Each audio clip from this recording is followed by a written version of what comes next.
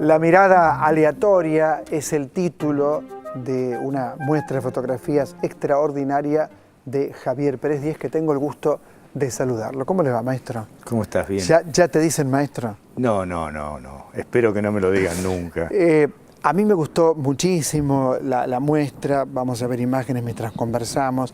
Pero contame la intimidad de la muestra. Es decir, ¿por qué la mirada aleatoria y qué es lo que vos ves con tu cámara? La mirada aleatoria porque a mí siempre me impresionó esta clasificación de los artistas plásticos y de los fotógrafos de las series, ¿no? El seriar la realidad, y entonces uno tiene la serie de los estudios de las manos, la serie de tal esto y aquello. Y a mí siempre me impresionó caminar por las calles y ver cómo la realidad es tan dinámica y pasan tantas cosas muy impresionantes y muy importantes que a veces la gente no ve en 20 metros.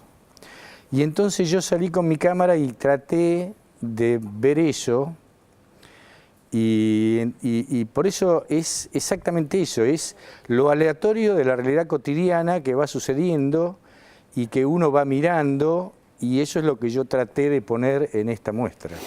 En mi opinión, sos un artista plástico. Vos me decís, no, soy un fotógrafo, pero la fotografía, ¿cómo la encarás vos? Es como la encara un artista, ¿me equivoco? No, está bien lo que decís, porque yo no me puedo considerar, primero, sí, quizás sea más un artista plástico que un fotógrafo, porque yo no me puedo considerar un periodista, un Cartier-Bresson, no puedo considerarme eso. Yo lo que intento es que cada fotografía sea la fotografía. Si yo no estoy haciendo un relato fotográfico. Entonces, sí, quizás sea más un artista plástico, y además en mi vida he recorrido, no para el público, pero he recorrido la pintura, he recorrido la cerámica, el grabado. Así que sí, el origen es la arquitectura, porque sos arquitecto. El origen es la arquitectura, y el origen es la mirada que los arquitectos podemos tener sobre los paisajes urbanos. ¿Qué es lo que determina, Javier, que te pongas a trabajar en una fotografía? ¿Qué es lo que lo determina? Eso también es aleatorio, no hay una ley. Yo lo que sí es como ley es que hay días en que yo tomo mi cámara y salgo a hacer fotografía. Y entonces hago muchas fotografías y después me voy a mi estudio y yo hago solamente fotografía digital. Hubiera sido incapaz de trabajar en los laboratorios analógicos como muchos amigos que hacen fotografía, y me pongo a trabajar y trabajo poco las fotografías. En general las reencuadro, trabajo un poco con la luz, las clasifico, y de muchas fotos me queda en el tamiz muy poco, ¿no? Y ya te digo, no hay una ley que a mí... Lo que hay es la impresión, algo que por donde uno va pasando y algo pasa que te impresiona, en el verdadero sentido, ¿no? Por ejemplo, me acuerdo de mirá lo que iba a decir una mujer desnuda de espaldas. No, es una estatua. Sí. Es una estatua fotografiada, pero de tal manera que llama la atención sobre ese punto, ¿no? Que uno dice, ¿es una mujer? Es una estatua. Por ejemplo, claro. Hay otra fotografía estupenda tuya que tiene que ver, bueno, con el drama argentino, ¿no? del genocidio. Hablábamos con Rafael Bielsa hace un rato de un tema similar, que parece mentira. Es como si en la mesa estuviera esa persona que ya no está porque la asesinaron. Todas esas cosas me impactan de tu trabajo fotográfico. Esas cosas tienen un lugar, un hilo común, digamos, que es la confusión. A mí siempre me impresionó de la escultura la confusión que el artista hace de lo que es la piedra y lo que es la piel, de lo que es lo estático y lo que es el movimiento del hombre, del ser humano, ¿no? En esa, por ejemplo, esa que vos decís es una fotografía de una doncella que está en una de las entradas del parque del Jardín Botánico.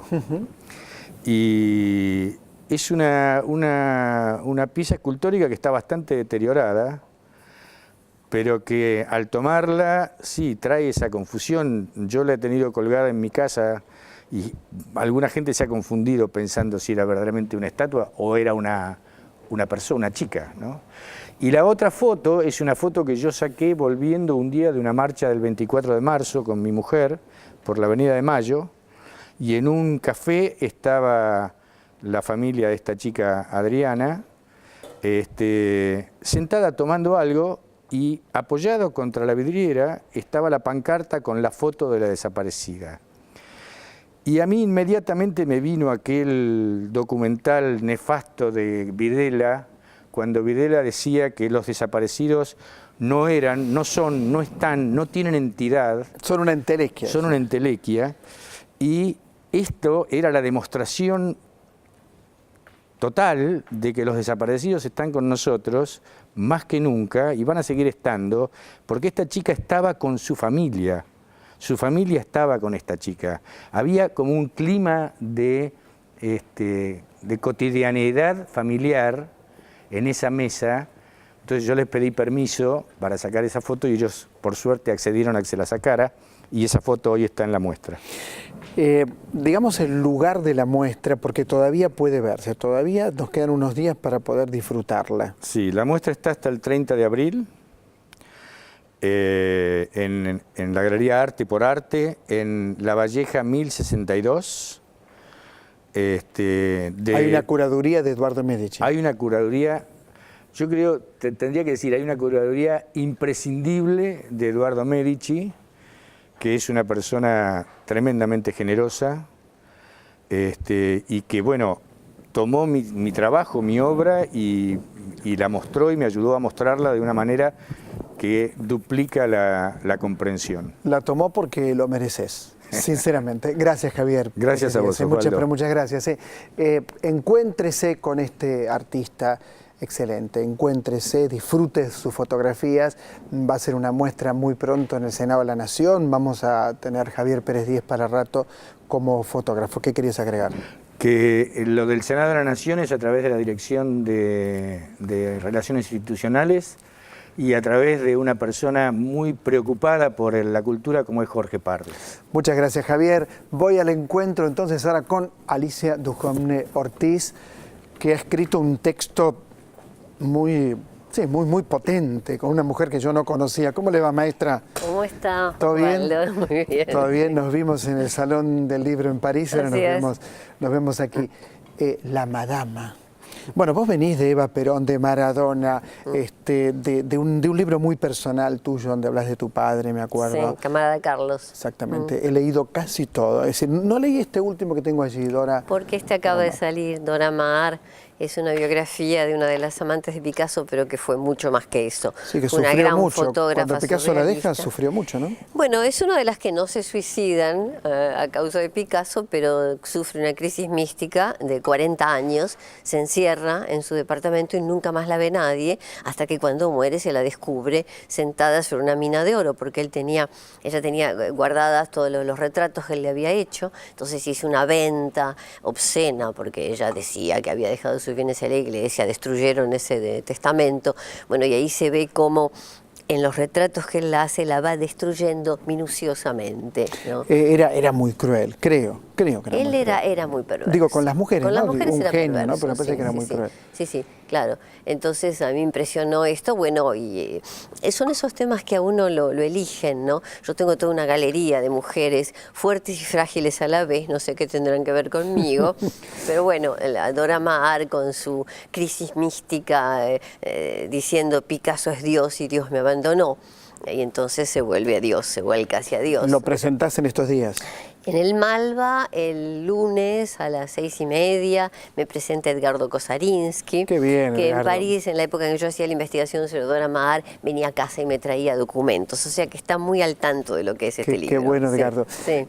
Pensaba en la Madama y te decía fuera de cámara, qué mujer extraña, porque por un lado era muy seductora y por otro lado también era bastante cruel. ¿Y tener como amante a quién?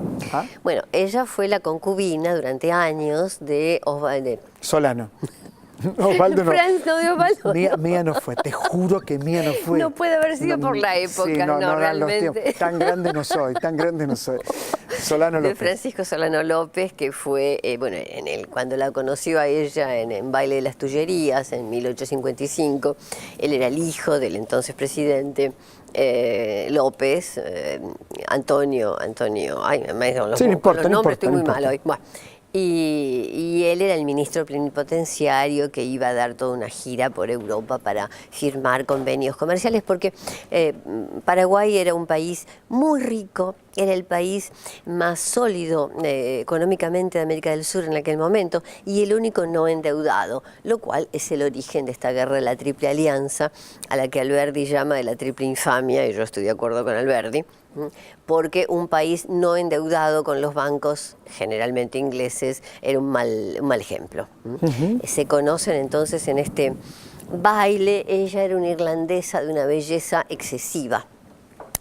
Había estado casada con un médico militar francés, Xavier Quatrefages, un hombre de lo más estrafalario, que le había hecho una trampa legal, es decir, que no era ni casada ni soltera. Y una vez que se separan, después de un pasaje por la guerra de Argel, porque Francia estaba en su empresa colonizadora, ella se encuentra con la disyuntiva. Bueno, podría haber sido una profesorcita de francés en Dublín, pero era demasiado linda, demasiado ambiciosa. Entonces comienza a lanzarse en 1855 en una carrera de cocotte, de cortesana de lujo. No estuvo en burdeles de París, como se dijo en Paraguay, para desdorar su imagen, pero era una cortesana. Y entonces se encuentra en las Tullerías y él se la lleva a Paraguay. En ese momento ella seguramente habrá pensado que iba a ser la próxima emperatriz del Paraguay, porque había un proyecto imperial de parte de Solano. Él estaba muy impresionado con Napoleón el Pequeño, como lo llamaba Víctor Hugo, era el que había dado ese baile en las Tullerías, y ella era muy parecida a Eugenia de Montijo. Bueno, llega a Paraguay y se da cuenta de que va a ser solo la favorita del harén. Como muchos paraguayos de la época, y probablemente no solo de la época, había varias señoras rondando alrededor de Solano. Pero a ella la pone en una gran casa, en una mansión de la calle Fábrica de Balas, porque ella es capaz de hacer cenas donde recibe a los diplomáticos extranjeros, tiene dominio de varios idiomas, aprende español y hasta un poco de guaraní, pero habla francés como una francesa y es irlandesa. Y sabe, todo esto es muy importante en mi novela, yo me ocupé mucho de las toilettes, de cómo se hacía. Me acuerdo trajes, que te crucé en algún lugar y te ibas al Paraguay. Me iba al Paraguay, estuve en el Paraguay porque siempre voy a los lugares, es decir, sean biografías, nunca biografías noveladas, biografías, o novelas de base histórica, necesito mirar. Entonces fui a Paraguay, tenía que ir sobre todo a Cerro Corá, que es donde esta historia de la guerra termina de una manera trágica, y era importante haber ido. Bueno, ahí es donde ocurre esta escena que a mí me lanzó a escribir sobre ella, entre otras cosas. Le acaban de matar a su hombre, se lo traen mutilado, a su hijo Panchito, que era coronel del ejército, a los 15 años lo matan delante de sus ojos, y ella le dice, ríndete Panchito, y él dice, un coronel paraguayo nunca se rinde, cae muerto, y ella está frente a las tropas brasileñas, que han violado a todas las mujeres del campamento, las sobrevivientes, y se acercan hacia ella indudablemente con la intención de violarla, porque ella era la prostituta soñada en 3 países. Durante esa guerra, la mujer hermosa con la que se fantaseaba tanto. Y a ella le sale una cosa extraordinaria de autoridad natural. Les dice, no me toquen, soy ciudadana británica, y los saca a patadas y los obliga a que la dejen enterrar a su hombre y a su hijo. Se pone un vestido de baile, cava con las manos porque no tiene nada con qué cavar y los entierra ante el respeto de todos los que la rodean. Esa imagen de Elisa Lynch, bellísima todavía en aquel momento, vestida de baile enterrando a sus hombres, me pareció maravillosa, y esto me lo contó Roa Bastos, nada menos. Lo Nada menos en que París. Augusto Roa Bastos, sí, yo también estuvo en este programa alguna vez. Qué maravilla, Sí, qué maravilla, una gran persona. Sí, sí, sí, yo el Supremo. Yo el Supremo. Yo digo que es probablemente el hombre más feo y más seductor que he conocido. Él trabajaba en Toulouse. Él estaba en Toulouse, pero en Toulouse vivía, pues yo vivía en Toulouse un año, y él vivía muy recluido. Los periodistas de Toulouse no sabían que Rueda Bastos estaba ahí.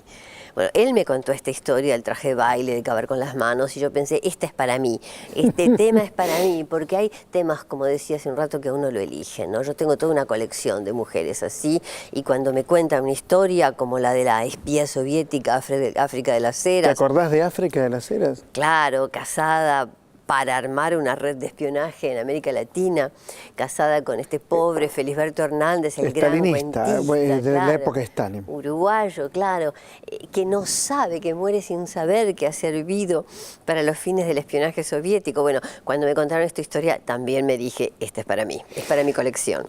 ¿Dónde vivís? ¿En Francia o en la Argentina? Vivo en Francia, vengo mucho a la Argentina y ahora vivo en un lugar muy especial de Francia. Me fui de París, vivo en el campo, a 2 horas de París, en una casa del siglo XVIII que me compré con mis ahorritos, al lado de un bosque con ciervos y en un lugar donde, además de la belleza y lo apacible del lugar, escribo una novela por año. Pero qué maravilla vivir ahí, ¿no? ¿Y cocinas? Cocino, paseo por el bosque, tengo un jardín con unas rosas de este tamaño, ahora cuando vuelva, pasado mañana vuelvo y ya está estallando la primavera. Además tengo a toda mi familia en París, inclusive un bisnieto. Alicia Dujovne Ortiz, muchas gracias por esta conversación. Hasta muy pronto. Siempre viene al programa porque trabaja permanentemente y lo hace además bien. Gabriel García Márquez, por favor, amigo Gabo, cierre el bloque. Lo que veo es que el lector inexistente de mi página en blanco es hoy una descomunal muchedumbre hambrienta de lectura de textos en lengua castellana. Los lectores de 100 años de soledad son hoy una comunidad que si viviera en un mismo pedazo de tierra sería uno de los 20 países más poblados del mundo. No se trata de una afirmación jactanciosa. Al contrario, quiero apenas mostrar que ahí está una gigantesca cantidad de personas que han demostrado con su hábito de lectura que tienen un alma abierta para ser llenada con mensajes en castellano. El desafío es para todos los escritores, todos los poetas, narradores y educadores de nuestra lengua, para alimentar esa sed y multiplicar esta muchedumbre, verdadera razón de ser de nuestro oficio y, por supuesto, de nosotros mismos.